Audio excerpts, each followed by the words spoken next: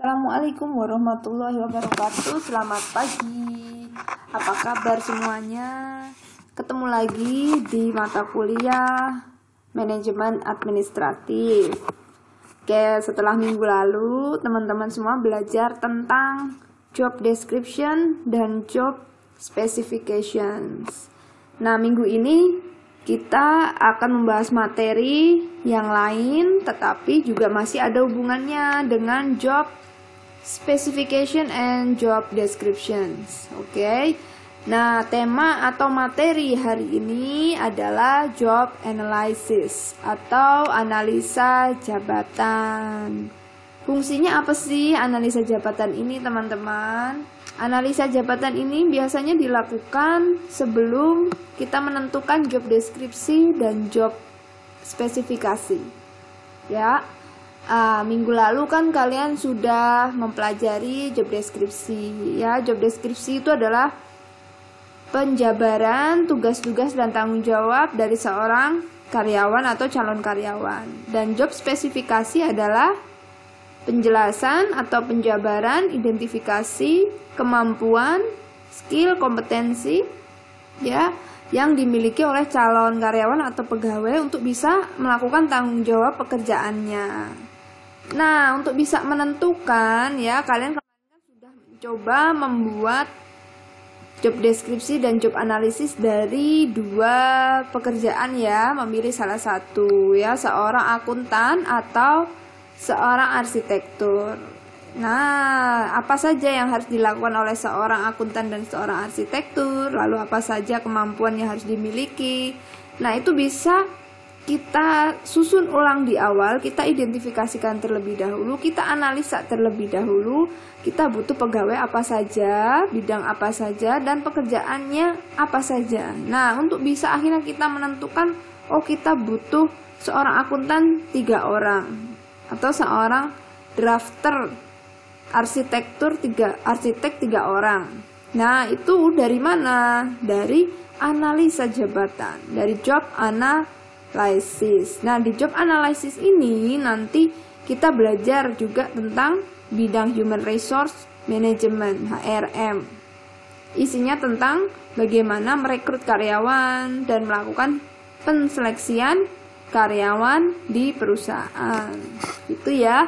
Oke, nah kita langsung masuk saja ke materi intinya tentang analisa jabatan. Apa sih analisa jabatan itu? Nah, analisa jabatan adalah kegiatan mencatat, mempelajari, lalu menyimpulkan informasi yang berupa fakta yang berhubungan dengan pekerjaan secara sistematis, berhubungan dengan jabatan level tertentu seseorang di perusahaan itu secara urut, ya, secara runut. Apa saja yang harus dijabarkan? Yang pertama, apa yang harus dilakukan oleh pekerja tersebut? Lalu kedua, tanggung jawabnya apa saja? Dan dia harus menyelesaikan pekerjaan apa? Itu dia. Fakta atau informasi berhubungan dengan jabatan. Apabila dia seorang staf, jadi apa yang harus dia lakukan? Pekerjaannya apa? Apabila dia seorang admin, apa yang harus dilakukan? Apabila dia seorang laboran, jadi apa yang harus dilakukan? Kerjanya ngapain aja seharian? Apabila juga dia seorang manajer, ya, seorang supervisor, atau seorang content creator misalnya, di YouTube saja, di channel YouTube, itu kerjanya harus tim. Semisal nanti subscribernya udah 1 juta ke atas ya, itu sudah seperti mini organization. Bahkan dari awal kalau bisa harus sudah punya tim. Siapa yang jadi pengisi kontennya? Ya, pengisi konten. Apa tugasnya? Nanti dicari seorang editor. Misalnya sudah mulai berkembang, butuh pegawai atau editor. Apa saja tugasnya? Mengedit, ya, melakukan berbagai macam kreasi konsep. Misalnya dia adalah seorang editor, misalnya butuh wewenang yang seperti itu. Nah, itu kita melakukan analisa. Kenapa akhirnya kita menentukan pekerjaan dari jabatan itu. Yang ketiga, mengapa harus dia melakukan hal itu. Jadi ketika kita meminta orang tertentu untuk bisa melakukan pekerjaannya, harus ada alasan. Ya, tujuannya apa, kenapa dia mengerjakan itu. Jangan sampai kita memberikan sebuah pekerjaan yang itu bukan ranah dan kompetensinya. Lalu yang keempat, bagaimana cara melakukan? Karena setiap perusahaan punya sistem. Ya, punya sistem sendiri. Ya, akuntan di perusahaan A, ya perbankan misalnya, dan di perusahaan jasa yang lain, ya di travel agent itu berbeda. Bagaimana cara melakukannya? Ada yang sifatnya membuat laporan keuangan secara offline atau dengan manual, atau masih menggunakan pencatatan di kertas, di buku besar. Tetapi untuk di perusahaan yang misalnya sudah go public atau startup yang inovasinya sudah maju sekali, ya sudah menerapkan artificial intelligence, ya otomatis cara melakukannya berbeda, sudah menggunakan software. Nah, jadi juga harus dijabarkan. Yang kelima, alat-alat dan bahan-bahan yang digunakan dalam melaksanakan pekerjaan. Jadi butuh alat apa saja, ya penunjangnya, softwarenya, aplikasinya, ya perlengkapan yang harus dibutuhkan, besarnya upah dan lama jam kerja. Oke, ini sampai ke arah detail berapa yang didapatkan gaji dan berapa lama dia harus bekerja selama sehari. Yang keenam, analisa jabatan itu informasi apa? Ya adalah pendidikan, pengalaman dan latihan yang dibutuhkan. Jadi minimal spesifikasinya S1 jurusan apa, keahlian apa, pengalaman minimal berapa tahun, di mana, dan pelatihan apa yang dia sudah harus dapatkan sebelum akhirnya dia memiliki jabatan itu atau melakukan pekerjaan yang nanti dilimpahkan. Dan yang ketujuh, keterampilan, sikap, dan kemampuan yang diperlukan untuk melakukan pekerjaan. Keterampilan ini tadi sama dengan kompetensi atau keahlian-keahlian atau skill, atau sifatnya ada dua ya, hard skill atau soft skill. Juga sikap itu tadi bisa dari soft skill kita melihatnya ya. Oke, itu tadi analisa jabatan yang berkaitan tentang informasi apa saja yang harus kita identifikasikan untuk melakukan yang disebut dengan analisa jabatan. Nah, informasi di atas ini dapat dari mana saja, gitu ya. Nah, informasi-informasi terkait pendidikan, misalnya kita ingin melakukan rekrutmen kan, pendidikan didapat dari mana, begitu ya. Nah, bisa didapat dari mana informasi itu tadi? Dari pekerja itu langsung. Ya kan ada, kalau mau rekrutmen pasti suruh pemberkasan dahulu. Ya, dikirimkan dulu berkas administrasinya. Syarat-syarat administrasinya adalah ijazah dilegalisir ya, fotokopi legalisir ijazah. Ya, atau sertifikat pelatihan yang sudah ada di fotokopi. Nah, ini disebut informasi yang berasal dari pekerja yang bersangkutan, yang sifatnya ada dan dimiliki oleh si pekerja. Lalu yang kedua, ya dari pekerjaan itu sendiri, ya yang kita sudah susun. Ya bagaimana kita bisa menjabarkan apa saja yang harus dilakukan, otomatis kita sendiri yang tahu kita butuh apa. Kita butuh seorang editor misalnya. Nah, editor ini fungsinya mau ngapain? Nah, itu dari si jabatan itu sendiri bisa terjabarkan. Lalu yang ketiga, dari orang yang lebih dulu ada di jabatan tersebut. Pasti dia menginformasikan, harusnya yang ada di jabatan editor ini dia bisa menggunakan beberapa aplikasi, ya misalnya aplikasi tertentu. Nah, informasi inilah yang nanti akan dilakukan untuk identifikasi analisa. Lalu yang keempat, atasan langsung. Nah, atasan langsung ini kenapa bisa jadi sebuah informan atau narasumber yang akhirnya bisa merumuskan identifikasi dari analisa jabatan? Karena nanti atau kebanyakan atasan inilah yang, atau pimpinan di atas si pegawai inilah yang biasa melakukan evaluasi. Evaluasinya bisa berkala, ya bisa harian. Kalau di perbankan biasanya harian ya, karena kan harus tutup buku setelah tutup jam operasional jam 7, jam 9 kan kita melakukan perhitungan berapa uang yang masuk, berapa arus kasnya, ya nanti dilaporkan langsung kepada atasan yang berwenang. Nah, dari sinilah atasan akan mengevaluasi dan melakukan identifikasi tentang apa saja kemampuan yang harus dimiliki, misalnya yang sebelumnya misalnya kurang lengkap, nah di sini dilengkapi. Apa saja aplikasi atau perlengkapan yang seharusnya kita miliki. Nah, kita lakukan analisa lagi gitu. Nah, analisa jabatan ini sifatnya berkala. Biasanya paling lama itu 1 tahun. Kalau mau cepet, paling cepat 1 tahun. Ya, tiap akhir tahun atau awal tahun selalu ada yang namanya rekrutmen. Nah, itu biasanya didahului dengan analisa jabatan. Ya, lalu sumber tersebut ini ya tadi informasi-informasi terkait dengan bagaimana menentukan job desk pada akhirnya ini dilakukan ya dengan cara seperti apa? Kita dapat info ini dari mana ya? Tadi kan kita tahu sumbernya siapa saja, lalu bisa dapat dari mana gitu ya? Dengan cara seperti apa kita mendapatkan informasi untuk menganalisa jabatan-jabatan ini ya, menganalisa data-data untuk membuat job desk dan job spec ini nanti ya. Yang pertama dari kuesioner ya, dari kuesioner. Dari kuesioner ini kita bisa sebarkan ke pegawai yang memang dia sudah ada di jabatan itu. Daftar pertanyaan isinya bisa angket terbuka atau angket tertutup. Bisa dengan pilihan ganda, itu angket tertutup dan terbuka ya, sifatnya pertanyaan singkat ya kepada para pemegang jabatan, kepada manajer misalnya yang ingin dianalisa si posisi manajer, atau pada staf yang lain, atau kepada para jabatan yang lain. Lalu yang kedua, bagaimana caranya untuk mendapatkan informasi ya, dengan wawancara langsung yang sudah melakukan pekerjaan. Kita akan luangkan waktu untuk melakukan analisis dan beban kerja, misalnya istilahnya seperti itu ya kalau di public sector atau di pemerintahan ya, analisis dan beban kerja namanya. Kita lakukan wawancara selama ini apa saja yang kira-kira butuh kemampuan yang lebih di-upgrade lagi untuk bisa mengikuti perkembangan dan tuntutan dari pekerjaan yang ada. Ya. Lalu yang ketiga, melakukan pengamatan langsung atau observasi. Ya, kita lakukan pengamatan langsung, kita lakukan evaluasi, kita perhatikan, kita cek.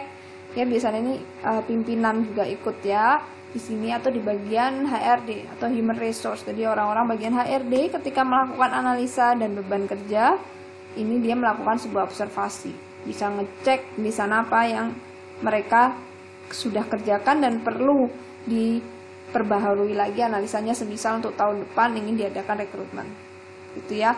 Atau mempelajari catatan-catatan yang sudah ada tuh dokumen, kita bilangnya dari dokumen-dokumen hasil pekerjaan selama ini ya, untuk bisa melakukan evaluasi kinerja. Nah, analisa jabatan ini mencakup 2 hal yang pada akhirnya nanti akan dilakukan, yaitu berupa uraian sebuah pekerjaan atau job description yang sudah kalian pelajari minggu lalu, dan yang kedua adalah spesifikasi ya, spesifikasi dan syarat untuk bisa melakukan atau mengerjakan atau bertanggung jawab di jabatan tersebut. Kita ulas sedikit lagi, kita refresh lagi informasi tentang job description. Mungkin ada yang masih bingung atau tambah lupa begitu ya. Oke, kita lanjut lagi ya. Untuk job description ini adalah sistematika dari sebuah informasi berkaitan dengan sistematika informasi terkait dengan tanggung jawab dan tugas di jabatan itu, yang nantinya ditulis berdasarkan fakta. Ingat ya, berdasarkan fakta, berdasarkan informasi yang ada, informasi yang real, yang memang di lapangan itu yang terjadi, dan itulah kenyataannya yang harus dia lakukan. Jadi bukan tanggung jawab yang mengada-ada, yang tidak harus dia lakukan ya, yang harus dia lakukan. Jadi harus berdasarkan fakta. Gitu. Penyusunan untuk uraian jabatan ini penting sekali. Kenapa? Ya, satu, manfaat dari penulisan atau identifikasi job deskripsi itu untuk menghindari perbedaan persepsi. Setiap orang punya pemikiran sendiri-sendiri, mengartikan suatu hal itu berbeda-beda.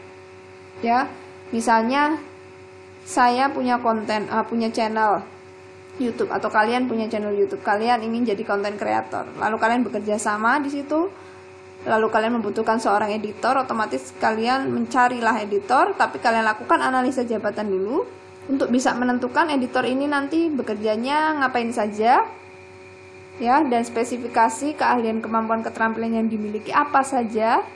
Nah, otomatis kita perlu mendiskusikan. Oke.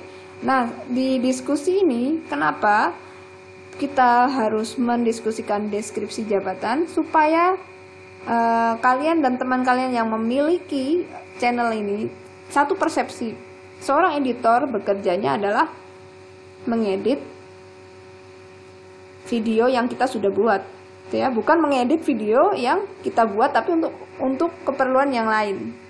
Ya, dia kan editor misalnya. Ya, tapi kan editor ini bekerjanya untuk channel kita, ya, bukan untuk pekerjaan di pembelajaran misalnya. Channel kita beda, misalnya channelnya adalah khusus misalnya untuk keperluan marketing. Tapi malah kita untuk acara keluarga misalnya, misal kita punya hajatan, terus ini kita pakai aja editor kita ini. Nah, tidak ada di job deskripsi, dan dia digaji adalah untuk ngurusin channel saja begitu. Dan ada di luar itu tidak ada di job desk, ya tidak bisa. Tapi kalau persepsi teman Anda bisa dipakai di ini aja di keluarga. Ya, kita ada hajatan. Dia yang edit, yang foto misalnya, yang bagian foto, yang syuting karena biasa nyuting. Nah, bisa saja dia menolak, ya, karena ini bukan job desk saya. Ya, di awal kontraknya tidak ada. Jadi ini harus ada tambahan bayaran karena tidak sesuai di kontrak awal. Makanya tadi kan sudah dijelaskan informasi apa saja yang harus dianalisa untuk job deskripsi. Ya, lamanya bekerja, jam bekerja, lalu waktu bekerja, dan gajinya, dan apa saja dan mengapa dia melakukan hal itu. Nah, itu harus jelas. Ya, inilah yang dimaksud fungsinya kita punya job deskripsi. Ketika bekerja nanti, walaupun kalian nanti semisal jadi pengusaha, usahakan ketika menentukan jabatan dan posisi orang-orangnya itu mengisi jabatan, harus jelas dia kerjanya ngapain. Jangan sampai overlapping pekerjaan. Sudah jadi kasir, jadi customer service, disuruh serve ini ya, jadi pelayan sekalian. Misalnya itu adalah usahanya restoran, jadi double job. Ya, namanya juga usaha awal, Bu, pasti double job. Silakan dibuat walaupun double job, misalnya pekerjaannya satunya masak jadi cooker, ya, terus tiba-tiba dia jadi kasir lagi, namanya juga usaha masih kecil, Bu. Ya, otomatis tetap harus dibuat walaupun dia overlapping deskripsi, tetap harus ada. Jangan sampai besok-besok terjadi yang tidak diinginkan, ya, sengketa dan sebagainya. Nah, ini dia pekerjaan rangkap sebenarnya tidak boleh. Ya, job deskripsi itu fokus karena kita butuh keterampilan tertentu di situ.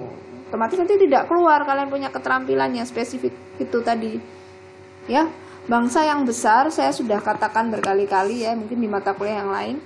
Ya, negara yang maju itu adalah yang mampu mengolah atau memanfaatkan sumber daya dari warga negaranya dengan keterampilan khusus. Jadi keterampilan dari setiap warga negara ini, ketika dia semakin skillful di satu hal atau skillful di banyak hal di bidang tertentu, ya, maka akan maju juga bidang-bidang sendi-sendi yang ada di bangsa ini. Kita mungkin kekurangan orang yang ahli di bidang riset untuk biologi. Karena apa? Kita masih double job, ngerjain yang lain. Orang biologi ngerjain orang geografi. Ya, gimana mau maju bidang di biologinya? Gimana mau maju bidang akuntansinya? Kita masih ngerjain engineering misalnya. Yang jelas gitu, ya, kalau belajar itu yang benar, ada kesatuan keilmuan satu arah yang linear supaya kalian ahli di situ. Boleh sih gitu, ya. Makanya hati-hati untuk yang salah jurusan, harus dipikirkan ulang apa yang harus kalian lakukan terhadap diri kalian sendiri ketika sudah berbeda fokus dengan visi misi yang ada di organisasi sekarang. Itulah pentingnya kita menyamakan persepsi. Oke, yang ketiga, uraian jabatan itu fungsinya juga mengetahui batasan tanggung jawab, batasan teritori apa yang harus dikerjakan. Jangan sampai yang bukan tanggung jawab kita dapat dilimpahkan atau kita mengerjakan. Itu tidak bagus untuk kinerja perusahaan ke depannya, gitu ya. Lalu apa saja spesifikasi atau syarat dari jabatan itu sendiri? Oke, syarat dari jabatan minimal harus dipenuhi oleh orang yang ada di jabatan tersebut agar bisa melaksanakan tugas. Ya. Lalu spesifikasinya disusun secara bersama-sama, artinya perlu ada sebuah diskusi ketika kita melakukan spesifikasi atau syarat-syarat jabatan ini. Tapi bisa juga dilakukan secara terpisah, tidak berdiskusi, atau manajer punya sendiri keinginan tentang penjabaran dari deskripsi pekerjaan, ya. Lalu beberapa hal yang umumnya dimasukkan di spesifikasi jabatan, ya ini spesifikasi lebih ke keterampilan ya, lebih ke keterampilan bukan job deskripsi lagi. Ini adalah keterampilan apa saja yang dia harus miliki untuk bisa melakukan pekerjaan. Ya, pertama ini spesifikasi yang jelas adalah pendidikan, ya lulusan. Boleh nggak Bu kita ngambil yang nggak berpendidikan? Silakan. Tapi ingat pengalaman, ya. Kalau pendidikan bukan prioritas, lakukan kedua scanning untuk spesifikasi adalah pengalaman. Karena pengalaman itu juga kita masukkan sebagai pendidikan dalam kehidupan yang sifatnya non formal ya. Ada latihan, misalnya dia pernah latihan bersama di perusahaan tertentu.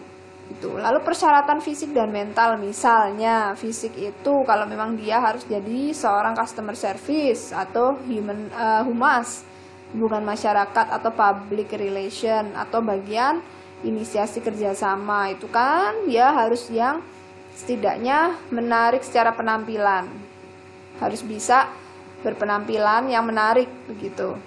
Lalu ada persyaratan umur dan jenis kelamin ya, ingat umur produktif dan non produktif itu berpengaruh kepada inovatif work behavior.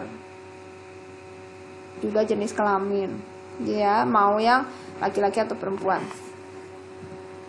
Oke, lalu kegunaan dari analisa jabatan. Kegunaan kita melakukan sebuah analisis untuk uraian jabatan dan spesifikasi itu apa? Banyak sekali ya manfaatnya. Kalau tadi kan manfaat yang hanya uraian jabatan, lalu yang ini ada dua-duanya. Ya. Ya jelas untuk evaluasi. Ketika kita nanti memiliki usaha atau setiap perusahaan, itu pasti ada yang namanya laporan. Ya, laporan kinerja.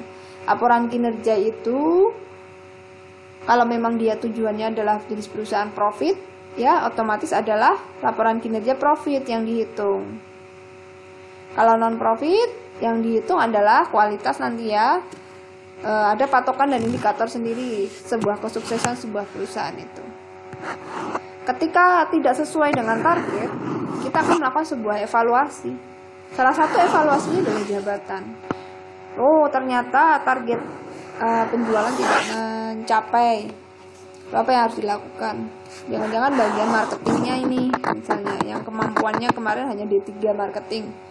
Kita butuh yang nanti S2 minimal dan dia sudah punya pengalaman minimal 3 tahun bekerja dan memiliki keterampilan untuk bisa menggunakan software data big data ya, yang bisa melakukan forecasting secara sistem. Kemarin nggak bisa, masih manual, masih pakai kertas terus dia ambil keputusan. Nah sekarang kita butuh yang bisa memainkan data. Nah itu evaluasi yang nanti akhirnya ketika rekrutmen kita letakkan sebagai syarat di job spesifikasi begitu. Yang kedua, sebagai dasar untuk menentukan standar hasil kerja seseorang. Ya karena namanya kinerja perlu dinilai, perlu dilakukan upgrading dan optimasi. Standar kerja, ada target tertentu yang harus dia capai, ya minimum standarnya, ada poin tertentu yang harus dia capai. Nah disinilah kita bisa lakukan evaluasi melalui job spesifikasi dan job deskripsi. Lalu yang ketiga, manfaatnya melakukan rekrutmen, seleksi dan penempatan. Tentu saja tadi sudah dijelaskan ya, untuk mencari pegawai yang baru. Yang keempat, merancang program pendidikan dan pelatihan. Oke, fungsinya ketika sudah kita tahu pekerjaannya apa saja dan keterampilannya apa saja dan ternyata target tidak sesuai misalnya, oh mungkin solusinya adalah pelatihan. Nah pelatihan seperti apa? Ya pelatihan yang sesuai dengan keterampilan yang saat ini dibutuhkan. Pendidikan yang bagaimana yang saat ini ketika dianalisa ketahuan mana kemampuannya itu dari job spesifikasi. Yang kelima, dasar menyusun jalur promosi. Promosi yang dimaksud adalah naik jabatan atau naik pangkat atau naik jabatan, naik pangkat. Karena setiap perusahaan itu punya jenjang-jenjang pangkatnya sendiri ya. Dari staff dia naik ke supervisor misalnya, dari supervisor nanti naik lagi ke misal asisten manager. Ya kalau misalnya di kementerian itu ya jabatannya macam-macam. Ada yang pertama tenaga pendidik, lalu naik lagi ke asisten ahli, itu harus mendapatkan poin 150, lalu naik lagi ke lektor, poinnya 300, naik lagi ke lektor kepala, ada poinnya sekitar 500, itu minimal harus sudah S3, naik lagi ke guru besar, minimal lektor kepala itu 800, berarti udah di atas 800. Jadi seperti mengumpulkan poin jatuhnya ya, dan setiap poin itu punya kriteria indikator dari spesifikasi jabatannya. Ya, sudah melakukan penulisan, sudah melakukan pengabdian, sudah melakukan penelitian, sudah melakukan mengajar di kelas, sudah membuat buku dan semuanya. Nah, ini sebagai dasar menyusun jalur promosi. Begitu. Ketika dia sudah sampai di titik tertentu, poin yang didapat untuk jabatan tertentu, dia bisa naik lagi untuk poin berikutnya. Nah, ini ya yang dimaksud dengan jalur promosi. Lalu yang keenam, untuk merencanakan perubahan dalam organisasi dan penyederhanaan bekerja. Merencanakan perubahan. Yang namanya organisasi butuh perubahan, butuh penyegaran, butuh upgrading, karena tuntutan dan informasi ada di luar itu selalu berkembang. Ya, kondisi makro selalu dinamis, jadi kita harus mengikuti kondisi yang ada. Ya, otomatis sebagai salah satu yang kena dampak yaitu perusahaan, karena dia sudah bagian dari kegiatan ekonomi di masyarakat yang lebih luas, maka tidak bisa dipungkiri harus melakukan sedikit adjustment atau perubahan-perubahan, atau bahkan besar perubahannya ya. Lalu yang ketujuh, sebagai dasar mengembangkan program kesehatan dan keselamatan kerja. Nah, takutnya seperti ini, semisal nanti pekerjaannya itu adalah di lapangan dan menggunakan fisik ya. Banyak sekali kalau pekerjaan terkait engineering ya, misalnya di PDKB, di PT PLN itu kan dia harus naik-naik ke kawat ya, ke setegangan tinggi, apa itu namanya, tower ya, tower tegangan tinggi. Itu butuh misalnya lulusan D3 atau S1 gitu ya, atau SMA untuk jurusan atau keterampilan kemampuan elektro, misalnya teknik elektro. Nah, di sini kan dia butuh yang namanya keselamatan kerja, sistem keselamatan kerja ya, K3. Nah, ini K3 ini melihatnya adalah dari beban kerja, dilihat dari apa saja yang dia lakukan. Kalau perlu resiko, ya kita harus pikirkan juga K3-nya, karena ada peraturan perundang-undangan tentang K3 ya untuk bekerja. Nah, itu tadi yang dimaksud dengan analisa jabatan. Setelah kita melakukan analisis jabatan untuk keperluan-keperluan berikut ini ya, 7 keperluan ini, kita akan lakukan sebuah seleksi tenaga kerja. Sebenarnya seleksi itu berbeda dengan rekrutmen. Ya, rekrutmen itu kita mencari, menginformasikan apa saja job desk dan job spec-nya yang kita butuhkan. Itu rekrutmen. Proses untuk mencari itu rekrutmen. Menginformasikan untuk mengisi jabatan itu rekrutmen. Lalu seleksi itu proses selanjutnya dari rekrutmen. Ketika sudah mendapatkan calon-calon pegawai, kita lakukan sebuah seleksi dengan berbagai macam tes dan metode seperti wawancara, administrasi, FGD, fokus grup diskusi, ya, dan tes psikologi, tes kemampuan dasar, tes kemampuan khusus. Itu disebut seleksi tenaga kerja. Nah, seleksi tenaga kerja banyak sekali definisi dari para ahli. Mungkin yang bisa diambil ada Hani Handoko, itu merupakan kegiatan memutuskan apakah calon pegawai atau pelamar diterima atau tidak diterima. Ini dia seleksi. Tapi saya bisa menyimpulkan bahwa ini adalah sebuah langkah atau proses memilih calon pegawai, yang prosesnya itu panjang sekali ya, mulai dari lamaran, pekerjaan, sampai keputusan penerimaan. Ini adalah seleksi. Kalau rekrutmen itu baru menginformasikan saja, memilih, belum memilih ya, mencari, proses mencari. Ketika memilih disebut dengan seleksi. Tujuan dari seleksi ini mendapatkan karyawan yang memenuhi syarat yang sudah kita jabarkan analisa jabatannya tadi, yang berkualitas tentu saja. Nah, kebanyakan sikap yang diminta dan sifatnya secara umum itu adalah jujur, disiplin, terampil, kreatif, loyal, dan berdedikasi tinggi, alias ambisius. Sekarang banyak sekali dicari calon pegawai yang ambisius, yang memang dia kuat, punya target, dan tentu saja di bidangnya.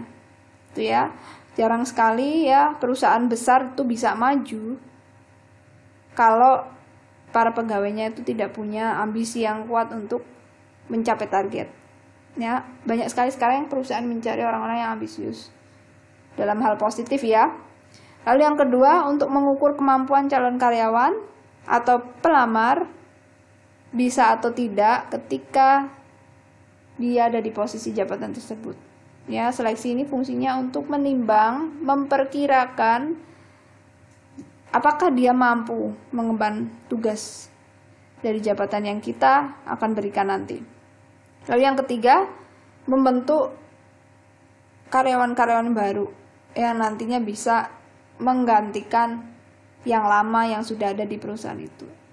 Istilahnya adalah suksesi kepemimpinan. Kita butuh regenerasi dari yang sudah ada. Nah, ini adalah salah satu kunci juga dari sustainability sebuah bisnis. Sebuah bisnis yang bisa sustain, yang bisa bertahan, itu adalah indikatornya keberhasilan dalam suksesi kepemimpinan. Keberhasilan dalam regenerasi para pegawainya. Yang lebih baik lagi tentunya kualitasnya ya. Nah, ini ada di proses seleksi ini kuncinya. Nah, metode seleksi tenaga kerja itu ada 2 tahap. Pertama, dicari dulu. Nah, dicari ini yang disebut dengan rekrutmen, pencarian ya, menginformasikan job desk dan job spesifikasi. Di mana? Di media sosial, di koran, media cetak atau media massa manapun. Ya, atau di portal-portal pencari kerja yang memang dia banyak sekali dicari di situ ya. Lalu kedua, tahap seleksi calon tenaga kerja atau pegawai.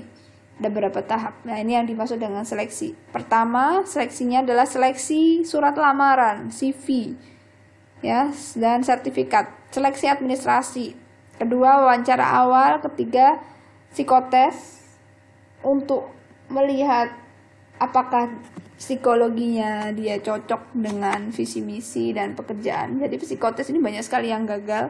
Dalam artian bukan kalian tidak mampu, tidak pintar dan sebagainya, tapi memang tidak cocok secara psikis. Psikis ini penting sekali, banyak sekali yang gagal ya di psikis. Karena memang settingan setiap orang itu tidak bisa dipaksakan. Ada yang secara psikis dan DNA-nya, dia seorang yang kreatif. Otomatis dia harus masuk ke perusahaan yang DNA dan visi misinya itu sama dengan dia. Makanya dia crash di psikologi, tidak lolos karena memang tidak sama apa yang diinginkan perusahaan dengan yang ada dalam dirinya. Gitu ya. Dia butuh tempat yang sesuai dengan yang dia itu asalnya dari mana. Cocok atau tidak karakter dia. Jadi ini pencocokan karakter dia dengan karakter perusahaan sebenarnya. Jadi bukan berarti kalian tidak mampu, tidak bisa, bodoh dan sebagainya, bukan ya. Tapi inilah karakternya yang tidak pas. Karena perusahaan itu juga karakter. Bagian dari kelompok-kelompok bertemu ya, organisasi kan kumpulan orang punya budaya, punya karakter tertentu, akhirnya dia jadilah sebuah perusahaan dan kalian ini ada karakter sendiri. Di sini dicocokin. Gitu ya.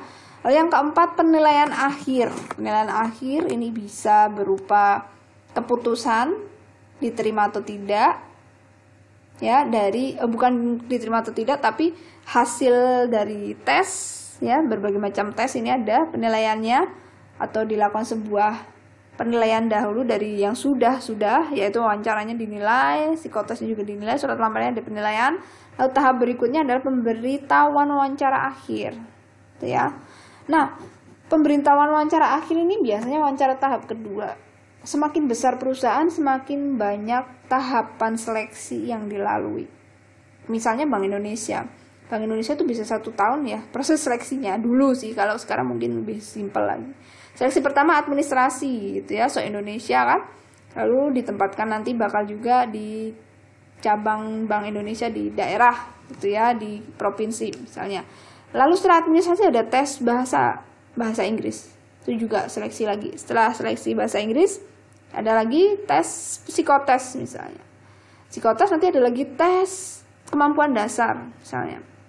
Ada lagi tes fokus grup diskusi. Fokus grup diskusi ini bisa berlapis. Ya, sifatnya itu seperti tanya jawab. Ya, tanya jawab tapi berkelompok. Seperti diskusi kelompok. Itu namanya FGD. Ada tes sendiri yang namanya FGD untuk melihat kepemimpinan di situ, untuk menilai sebuah kepemimpinan, untuk menilai sebuah karakter tentang kolaborasi. menilai karakter tentang objektivitas, menilai karakter tentang kesopanan itu ada di fokus grup diskusi. Banyak sekali yang bisa dinilai. Ya. Dan terakhir baru informasi tentang penerimaan. Apakah dia lolos dengan nilai tertentu yang kita standar, yang HRD si perusahaan itu inginkan atau tidak. Nah, kita lanjut lagi ya. Itu tadi adalah seleksi dari bagaimana mencari tenaga kerja. Lalu yang berikutnya adalah metode analisa jabatan. Nah, metode analisa jabatan ini ada berbagai macam. Pelaksanaan analisis sendiri adalah proses pengumpulan, penelitian, dan penguraian jabatan, ya. Nah, ini mungkin kita bisa artikan adalah bagaimana proses untuk menentukan deskripsi pekerjaan. Begitu ya. Tahap pertama adalah persiapan dan perencanaan. Lalu kedua, pengumpulan data. Setelah dikumpulkan, kita olah. Ya, direncanakan dulu proses pengumpulan, penelitian, dan penguraian jabatan. Lalu pada tahap pelaksanaan bisa dijelaskan tentang persiapannya. Nah, persiapan apa sih yang kita bisa menjabarkan tentang job deskripsi ya? Struktur organisasi dicek lagi. Biasanya kita cek lagi struktur organisasi. Kita harus punya namanya struktur organisasi. Lalu bagaimana juga kita cek silsilah proses dia bertanggung jawab pada siapa dan dia memberi wewenang dan punya hak sebagaimana, itu harus jelas di strukturnya. Yang kedua, inventarisasi jabatan di setiap unit kerja. Inventarisasi jabatan itu adalah kita memberikan porsi jabatan itu apa saja. Misalnya manajer ada berapa, bidangnya apa, kodenya apa. Ya, lalu asisten manajernya di bidang apa saja yang butuh asisten manajer. Lalu supervisor di bagian mana? Apakah hanya bagian produksi saja atau bagian keuangan butuh, tidak, itu harus diinventarisasi. Ya, harus didata kembali. Gitu. Lalu yang berikutnya, tahap persiapan setelah kita mengecek ke struktur organisasi, kedua kita data lagi jabatan-jabatan yang ada. Lalu ketiga, menetapkan pengumpulan data yang digunakan, ya, mau menggunakan apa? Kita samakan menggunakan formulir kah, wawancara kah, atau angket. Yang keempat, membentuk tim pelaksana analisis. Nah, ini ada timnya khusus, tim dari Human Resource Development, karena dia yang harus ngerti tentang HRM dan MSDM dan mau pakai metode apa. Lalu yang terakhir, persiapan ini harus dilakukan atau diinformasikan juga, dipertegas oleh pimpinan perusahaan, ya, supaya tidak ada informasi yang tersembunyi. Misalnya ketika HRD melakukan nanti proses menyebar angket untuk menganalisa, setidaknya pimpinan sudah menginformasikan terlebih dahulu akan ada evaluasi analisis beban kerja untuk rekrutmen tahun depan, tahun akhir ini kita harus menginformasikan, ya, supaya tidak terjadi salah persepsi. Jadi sudah diberitahu lebih dahulu oleh pimpinan. Nah, yang kedua ada tahap pengumpulan data. Oke, pengumpulan data dari jabatan ini dilakukan banyak hal.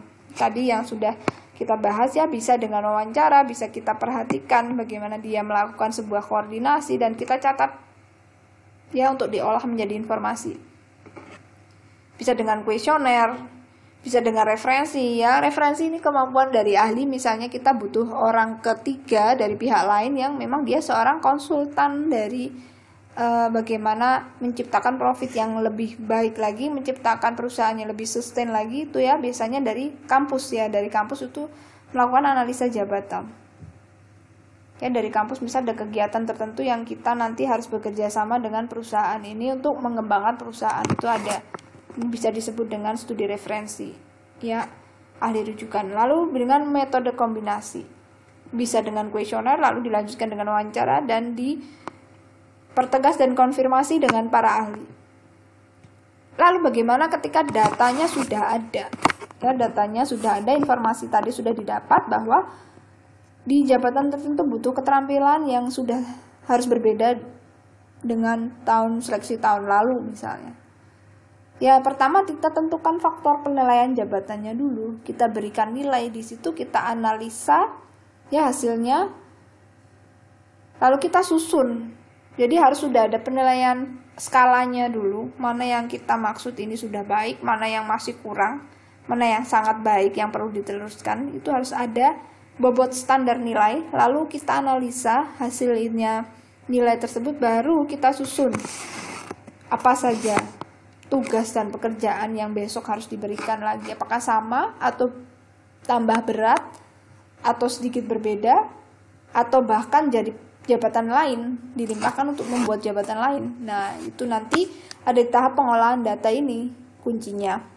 Ya. Lalu setelah itu kita lakukan pola penilaian dengan sistem personalia lain, atau maksudnya dengan para pegawai di HRD itu sendiri. Biasanya analisa jabatan itu dilakukan oleh bidang MSDM, bidang HRD. Ya, yang ketujuh, persiapkan rekomendasi bagi perencanaan, ya, sistem pemberian belas jasa. Jadi nanti ada rekomendasi solusi untuk perencanaannya ini bagaimana, begitu. Oke, ini dia metode, hampir sama tadi ya, metode untuk seleksi. Oh, ini metode seleksi. Tadi kita sudah tahu metode tentang bagaimana mencari informasi terkait dengan job deskripsi. Setelah itu, setelah tahu apa saja pekerjaannya dan kemampuannya, kita lakukan seleksi. Nah, seleksinya bagaimana? Nah, seleksi ini ada fungsinya, ya, bagaimana kita mengartikan sebuah seleksi dari para tenaga kerja. Itu pelaksanaan pengumpulan informasi, ya, melalui yang terkait jalur karir dan kondisi. Di samping itu juga meliputi apa saja yang harus informasi dapatkan, ya, ada pengalaman, kualifikasi, ada juga kita bisa melakukan sebuah prediksi nanti untuk mengambil keputusan, juga mendapatkan sebuah informasi untuk mengelola organisasi ke depannya. Nah, langkah-langkah di proses seleksi itu pertama adalah melakukan pemeriksaan awal. Dengan cara pemeriksaan awal tadi, ya, yang sudah ada bagian yang sudah saya jelaskan, bisa dari mengecek CV, surat lamaran, dan sebagainya. Gitu. Lalu yang berikutnya adalah pengisian formulir. Ya, pengisian formulir lamaran. Ya, ini yang dimaksud pengisian formulir adalah pendaftaran. Kita lakukan pendaftaran dulu, ya. Siapa yang tertarik, lakukan pendaftaran. Lalu penggunaan formulir ini sifatnya permanen, ya, kualifikasi, penyediaan informasi, surat lamaran diserahkan ke dinas. Nah, ini kalau yang dinas. Lalu baru kita lakukan sebuah tes. Tadi sudah saya jelaskan juga, saya berikan gambaran tesnya berbagai macam. Ada jenis tes kepribadian, ya, yang disebut dengan tes psikotes. Ada tes minat dan bakat, ada tes prestasi, ya, ada tes pengetahuan, dan tes kesehatan.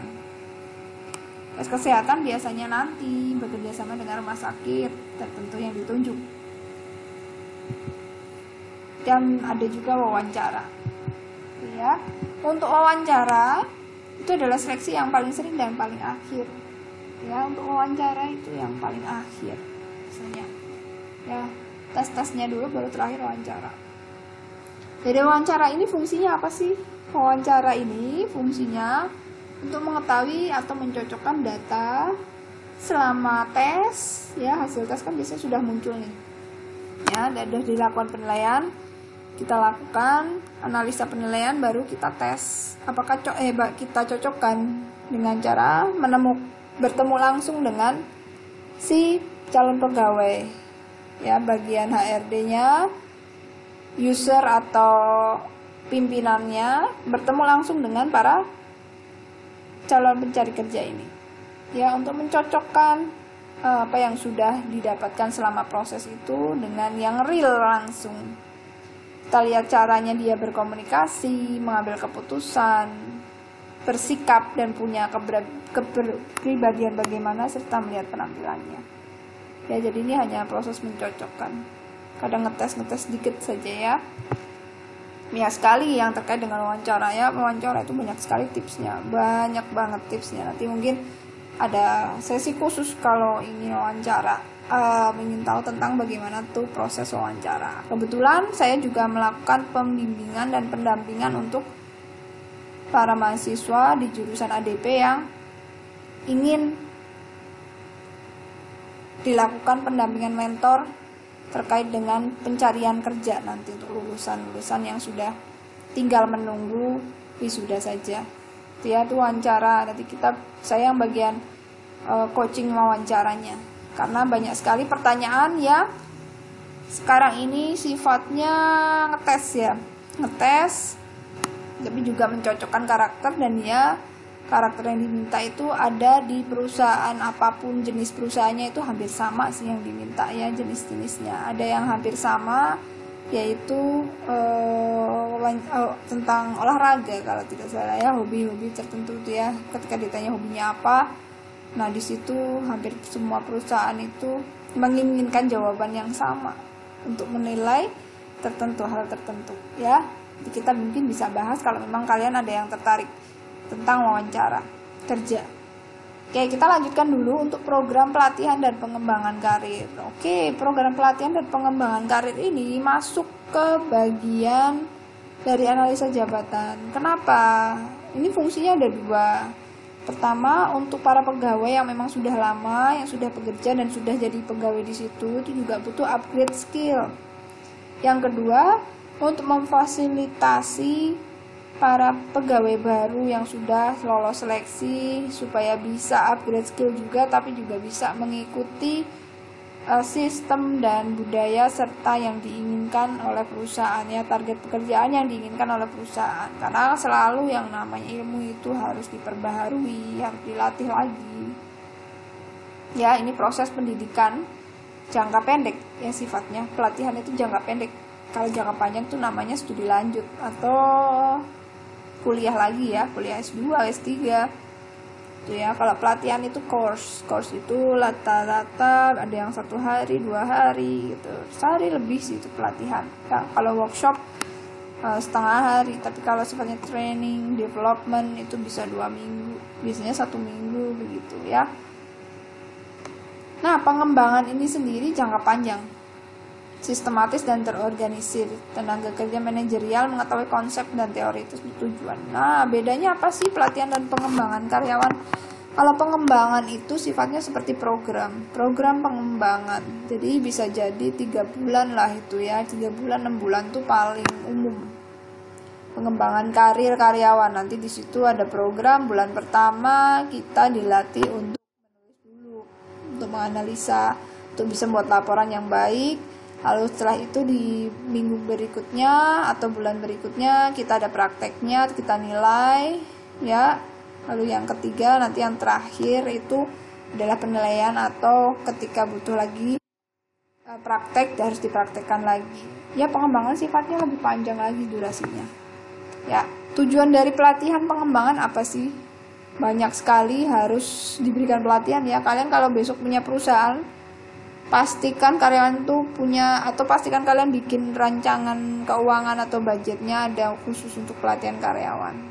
Biar karyawan juga semakin loyal dan kalian punya untung karena merasa bahwa diperhatikan oleh perusahaan, maka nanti loyalitasnya bisa tumbuh dan bisa melakukan dedikasi kerja yang baik. Yang pertama itu internalisasi nilai deh, jangan dipikirkan dulu tentang kemampuan dan keterampilan. Keterampilan biasa saja. Keterampilan itu kalau orangnya pintar, dia akan cepat sekali belajar.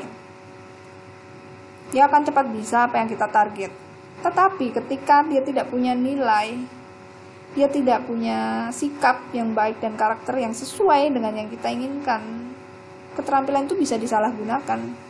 Yang pertama itu memang harus tentang pelatihan, visi dan misi, penyamaan persepsi itu penting. Makanya mungkin ada perusahaan yang di situ hampir tiap tahun ya, perusahaan besar ternyata ya, atau perusahaan kecil juga ada juga, tapi jarang sekali. Bisa ada kegiatan disebut dengan gathering family. Ya, family gathering. Itu fungsinya adalah menyamakan persepsi di situ. Ya, ibaratnya kayak brainwashing lah secara tanda kutip. Bahwa perusahaan ini bertujuan begini, kita menginginkan karyawannya seperti ini. Lalu di situ diajaklah diajaklah dinner bersama, makan bersama, biar satu visi si karyawan ini dengan perusahaan. Nah, ini yang dimaksud dengan pengembangan, ya mungkin kalau ada pengembangan internalisasi nilai, penyamaan persepsi, ya. Nah, tujuannya adalah meningkatkan produktivitas. Tentu saja setiap perusahaan menginginkan karyawan itu kerjanya makin lama makin baik, makin banyak dari target yang sebelumnya, yang memang dia hanya bisa sehari membungkus 10, kalau bisa besok itu lebih lagi, sehari bisa jadi lebih 50 cepatnya membungkusnya. Misalnya itu perusahaan manufaktur yang kecil-kecil gitu. Nah, untuk kualitas itu nanti juga ada pelatihannya khusus. Jadi misalnya sekarang bikin laporan keuangannya sederhana, nah sekarang bisa yang bikin versi aplikasi, jadi bisa ketahuan dan bisa dianalisis secara database misalnya. Nah, ini yang dimaksud dengan peningkatan kualitas dari produksi atau kinerja dari si karyawan. Nah, yang kedua adalah meningkatkan mutu. Mutu apa? Mutu tadi kualitas juga ya. Mutu dari perusahaan lah. Perusahaan yang baik itu yang karyawannya juga oke, ya keterampilannya oke, hasil kerjanya oke, punya ya di atas rata-rata dari standar. Meningkatkan ketepatan perencanaan sumber daya manusia. Ya, pelatihan itu fungsinya juga ketika ada lowongan dan kita menginginkan jabatan itu dia bisa melakukan pekerjaan tertentu. Kalau belum bisa, kita lakukan pelatihan, dan dia harus sesuai dengan spesifik job deskripsi yang kita inginkan, ya, karena sesuai dengan lowongan pekerjaan tadi yang kita inginkan bagaimana.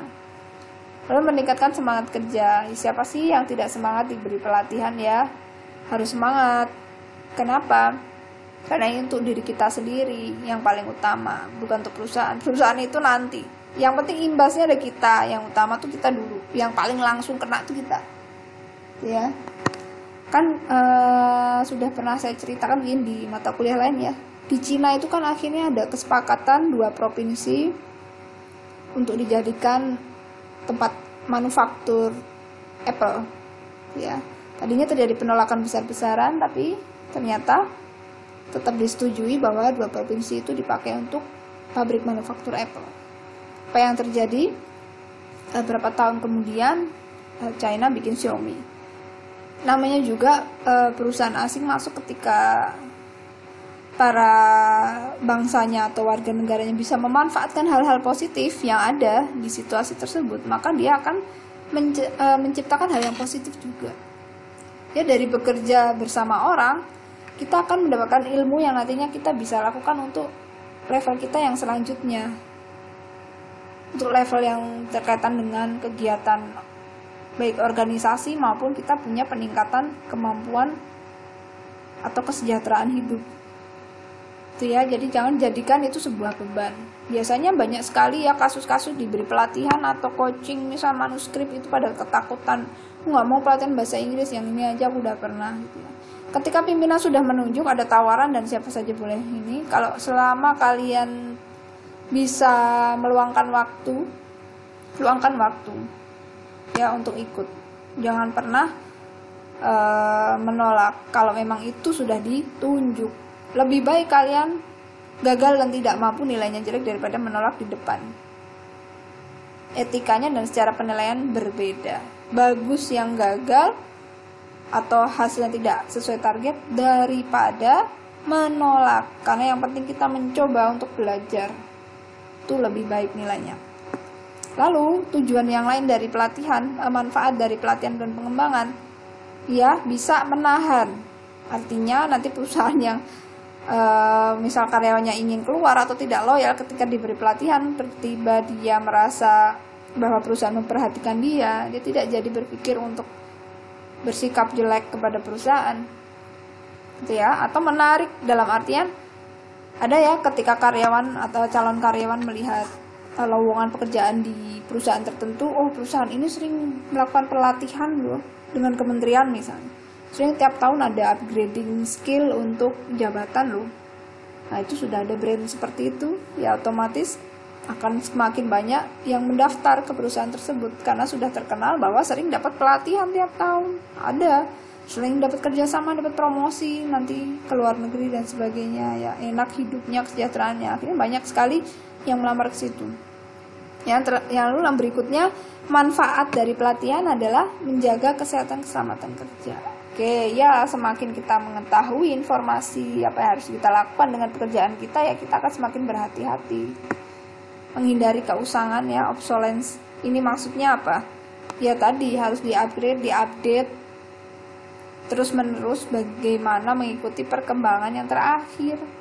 Lalu menunjang pertumbuhan pribadi, ya tadi untuk kita sendiri, personal growth secara kejiwaan dulu, ya, secara kejiwaan, kematangan, kedewasaan jiwa, kesadaran jiwa, baru ke sifatnya yang bentuknya non abstrak. Jadi untuk yang abstrak dulu, pemikiran kita, mindset kita bertumbuh, baru ke physically, kemampuan fisik, ya, bagaimana bisa mengerjakannya, hard skillnya itu yang soft skillnya.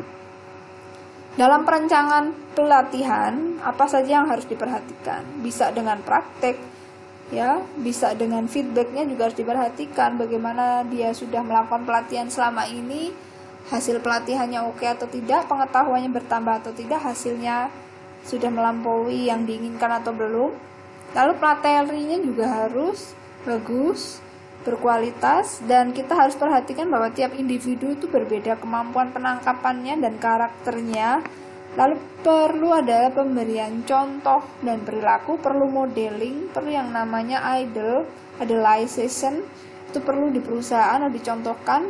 Biasanya dalam pelatihan perlu juga yang namanya sebuah figur contoh untuk bisa menyemangati hidup yang sudah sukses duluan. Makanya di Korea banyak sekali newbie ketika masuk pelatihan itu ada sesi khusus mentoring pelatihan, yang nanti yang kakaknya yang sudah duluan sukses itu masuk ke kelas, memberikan pengarahan, memberikan kelas singkat tentang pelatihan. Itu semangatnya jadi luar biasa, itu elevate.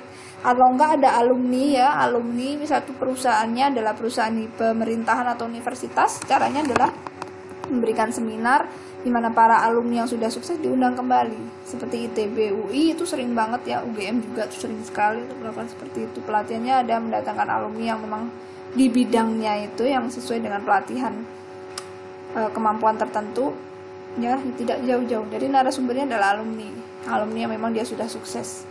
Itu otomatis tinggi sekali nanti perubahannya, semangatnya, oh ternyata bisa juga gitu, ya.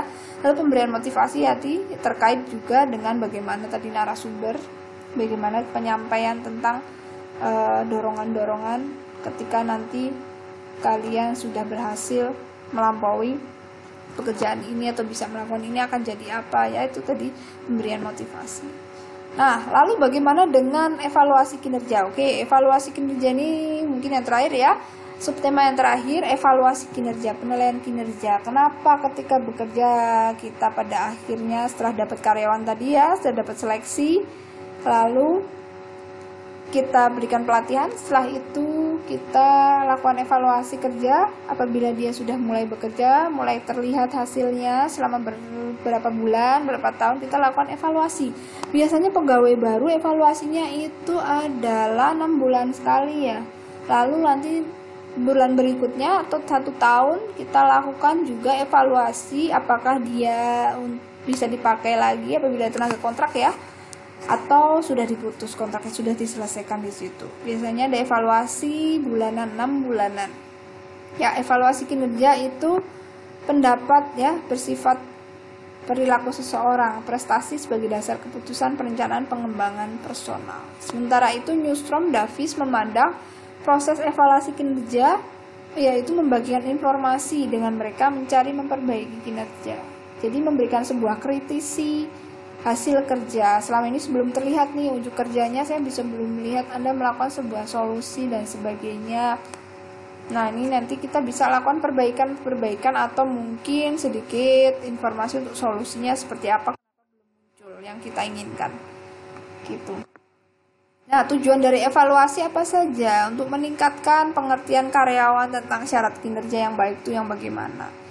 Ya, mencatat hasil kerja juga, ya, fungsinya mencatat hasil kerja supaya bisa memotivasi dan memperbaiki kekurangan. Lalu yang ketiga, memberikan peluang untuk mendiskusikan aspirasi. Misalnya kenapa nggak muncul, oh saya nggak bisa kalau harus kreatif, saya orangnya di balik layar, misalnya saya suka pekerjaan yang inputting data gitu, yang berurusan dengan data besar itu saya suka, tapi kalau harus kreatif yang tidak ada arahan saya bingung. Nah, di sini aspirasi akan didengarkan lebih lanjut dengan adanya evaluasi.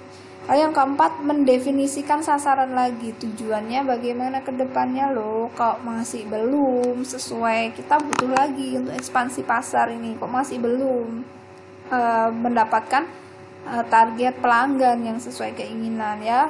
Jadi di sini bisa dibicarakan ulang. Lalu yang kelima, memeriksa rencana pelaksanaan dan pengembangan sesuai kebutuhan. Ya, kedepannya udah bisa jadi acuan untuk melakukan pelatihan lebih lanjut. Oh, nggak bisa kemarin cuma dapatnya analisis pasar saja, saya tidak dapat analisis pesaing misalnya. Ya, pelatihan saya butuh lagi perencanaan diklat yang gini kemarin, makanya nggak mencapai target gini karena yang saya dapatkan hanya ini selama sepanjang pelatihan sepanjang tahun ini. Nah, dari sini kita bisa settingkan lagi pengembangan yang bagaimana gitu ya, yang berdasarkan hasil kerja. Tujuannya evaluasi ini tadi ya hampir sama, yaitu mengidentifikasi kemampuan dan potensi, menginformasikan perkembangan dan penilaian karyawan, membuat organisasi lebih sustain lagi, lebih bisa bertahan ke depannya dan lebih produktif indikatornya, untuk memberikan data kompensasi, jadi bisa untuk gaji, bisa untuk bonus, dievaluasi karena untuk bisa memberikan sebuah reward, dan juga memproteksi dari tuntutan hukum perburuhan. Nah, ini kemarin banyak sekali protes karena tidak ada evaluasi kerja. Fungsi evaluasi kerja itu adalah saling menyadarkan kedua pihak. Saya dikasih libur, misalnya si buruhnya ini, kenapa kamu berhasil sesuai target produktivitasmu meningkat, kan kita sudah lakukan kesepakatan di awal, kalau produktivitas meningkat dapatnya ini, kalau enggak, jangan protes karena kita sudah sepakat di awal. Itu ya, inilah fungsi yang namanya evaluasi. Jangan-jangan selama ini nggak dievaluasi, nggak ada kontrol dan sebagainya, pantas diprotes. Itu ya, ini perlu ada yang namanya administrasi yang baik, yang benar. Oke, masalah di kinerja itu apa saja? Rata-rata itu pengetahuan, ya, kemampuan, wawasan, keterampilan, nggak tahu caranya melakukan kerja yang benar itu gimana, kurang terampil, kurang tahu harus seperti apa. Lalu lingkungan, ya, nggak ada hubungannya dengan karyawan sih, ya. Lingkungan ini adalah proses, sebuah proses atau informasi yang ada di luar, ya, keadaan dari luar. Misalnya terkait dengan pandemi saat ini tuh lingkungan, faktor lingkungan. Tuh. Lalu sumber daya, kurangnya sumber daya atau teknologi. Misalnya ada keuangannya, dananya kurang, teknologinya nggak ada, otomatis semua harus manual. Lalu motivasi, ini masalah kinerja terkait dengan motivasi. Nah, motivasi ini perlu karena mungkin tidak ada sebuah figur contoh yang bagaimana ya harus bekerja yang benar, yang memotivasi mereka untuk bisa berdedikasi, itu perlu. Lalu langkah bagaimana yang harus dilakukan untuk menilai kinerja. Pertama, dilakukan identifikasi tujuan yang spesifik. Tujuannya apa kita menilai orang itu, ya? Untuk satu, misalnya untuk melakukan sebuah promosi dan pembelian reward.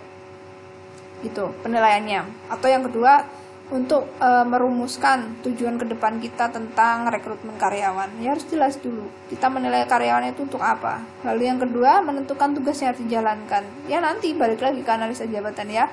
Ketiga, memeriksa tugas. Selama ini yang sudah dikerjakan sudah berapa persen yang berjalan sesuai target. Yang D tadi sama, menilai sesuai standar kinerjanya sudah mencapai yang diinginkan atau belum. Lalu yang E, membicarakan hasil penilaian dengan karyawan. Ya, harus dibicarakan bersama-sama. Ya, harus ada diskusi dan evaluasi. Manfaatnya apa? Menyesuaikan kompensasi. Tadi sudah ada ya, untuk gajinya, untuk reward dan bonusnya, ya, untuk tunjangan dan sebagainya. Lalu keputusan penempatan, ya, misalnya saja ketika dipromosikan di bagian supervisor keuangan dia sudah oke, akhirnya dia nanti ada rekrutmen lagi untuk dinaikkan promosi ke manajer keuangan, ya, finance manager. Nah, ini untuk keputusan penempatan kalau kinerjanya oke. Lalu pengembangan karir, meriksa kesempatan yang adil, karyawan memperbaiki kinerja, berdampak pada perbaikan perencanaan. Oke, tadi balik lagi ke pelatihan fungsinya ya, manfaatnya untuk bisa mengetahui pengembangan karir. Baik, itu tadi Yang bisa saya sampaikan hari ini padat sekali ya, karena ini merupakan sebuah rangkaian proses ya, rangkaian proses yang panjang sekali. Yang pertama tadi adalah analisa jabatan, bagaimana kita mempersiapkan sebuah proses untuk mencari pegawai baru atau mendapatkan karyawan yang baru. Pertama dengan cara analisa jabatan dulu, menentukan job deskripsi, lalu job spesifikasi ya. Lalu kita lakukan sebuah rekrutmen dan seleksi. Setelah dapat seleksi, kita lakukan pelatihan dan pengembangan, lalu kita lakukan sebuah penilaian kinerja selama ini sudah sesuai atau belum sesuai dengan job desk-nya, sudah kita susun di awal. Oke, itu ya teman-teman yang bisa saya sampaikan. Mohon maaf bila ada kurangnya. Apabila kalian ada yang ingin ditanyakan, tolong ditulis saja di kolom komentar. Dan jangan lupa mengerjakan kuis ya, yang di Google Classroom di bagian kuis dan tugas. Oke, mungkin cukup dulu untuk materi yang sudah disampaikan. Apabila ada pertanyaan tadi ya, tulis di kolom komentar, jangan lupa nama, kelas, lalu pertanyaannya apa. Oke, begitu ya. Saya tutup, saya mohon maaf apabila ada salah kata atau ada yang kurang pas dalam menyampaikan materi hari ini. Dan kita akan ketemu lagi ya di materi berikutnya yang lebih menarik. Oke, jangan lupa selalu jaga kesehatan, jaga kondisi dan mood untuk selalu tetap semangat. Dan jangan lupa juga banyak-banyaklah membaca ya, membaca apa saja yang informatif, terutama untuk kemampuan kita upgrade lebih baik lagi, untuk bisa meningkatkan kemampuan kita sendiri untuk berpikir dan berguna untuk kedepannya ketika nanti kita mencari kerja misalnya. Oke, gitu saja ya. Saya tutup. Assalamualaikum warahmatullahi wabarakatuh. Selamat pagi.